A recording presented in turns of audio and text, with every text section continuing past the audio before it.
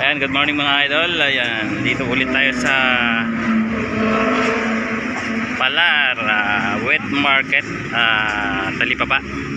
Ayan, shoutout kay Ma'am Ana. Siya pong may-ari itong stall na to. So mostly yung paninda niya mga seafoods. Ayan, mayroon tayong sariwang ano rito, giant. Hindi naman siya masyadong giant, pero malalaking pusit. Magkano kilo dito, te? 500 per kilo, sulit na sulit, sariwang sariwa. Meron ding tahong, alimasag, blue crab,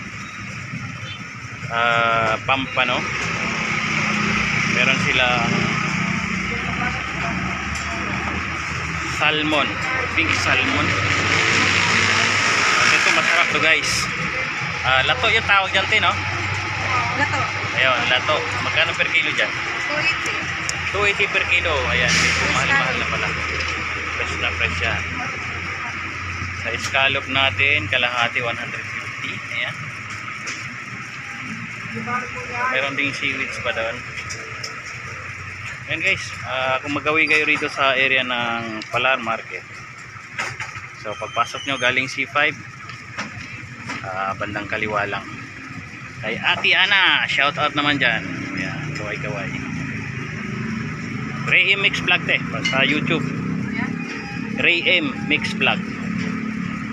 Ray M Mix Vlog. Mga ano pa to, bukas ko pa may upload to, or next day kasi pinipremiere ko sa YouTube to. Sa Facebook. Sa YouTube. Sa YouTube. Oo. And guys, meron din silang, anong tawag dito, te? Saang? Sikat-sikat.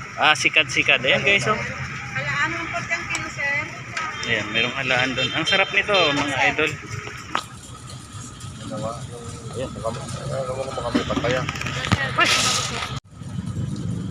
so ayan mga idol, nakasubscribe na si Mama Ana. Instant subscriber. Thank you so much Mama Ana. Ayan guys, Ano tawag yan?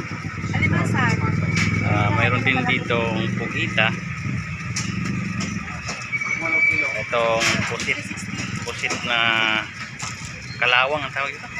Pusit kalawang. Ayan, maganda yung pang ihaw, pang ano, calamares. Yan.